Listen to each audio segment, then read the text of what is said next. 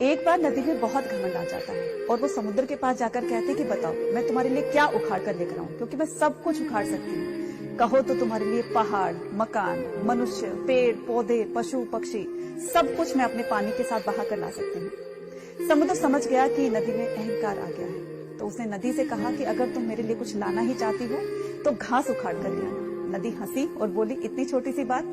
नदी जाती है और घास को उखाड़ने की कोशिश करती है, लेकिन घास हर बार नीचे झुककर अपने आप को बचा लेती और पानी ऊपर से निकल जाता है। बहुत बार प्रयास करने पर खाली हाथ जब नदी समुद्र के पास जाकर कहती है कि माफ करना, मैं तुम्हारे लिए घास उखाड़ कर नहीं ला सकी, समुद्र ने हंसते हुए कहा कि यही मैं तुम्हें समझाना चाहता था कि जो अड़ियल होते हैं, अहंकारी होते हैं, वो अपने अहंकार की वजह से जल्दी नष्ट हो जाते हैं, और जिसमें घास जैसी विनम्रता होती है वो कभी नष्ट नहीं होते, हमेशा कठिन से कठिन परिस्थितियों में भी अपने आप को बचा लेते हैं।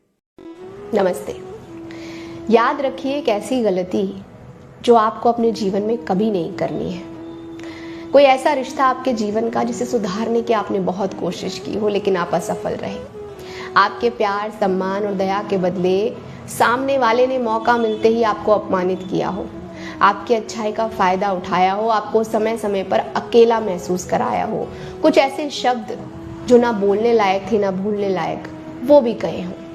अब यही व्यक्ति परिस्थितिवश शारीरिक और मानसिक तौर पर कमजोर पड़ जाए, उसे बीमारियां लग जाएं, उसका संकट का समय चल रहा हो और अब उसे आपकी मदद की जरूरत पड़े, तो ऐसे समय पर उस व्यक्ति को अकेला छोड़ने की गलती मत कीजिएगा।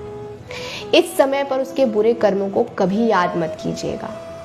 और ये सब इसलिए नहीं कि आपको महान बनना है या फिर उसकी नज़र में अच्छा बनना है, ये सब इसलिए क्योंकि आपके दिल में इंसानियत आज भी जिंदा है।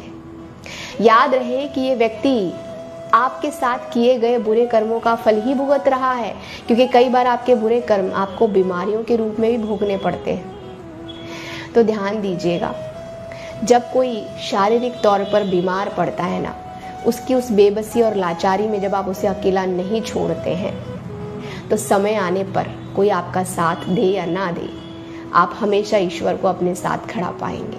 Keep smiling, keep shining.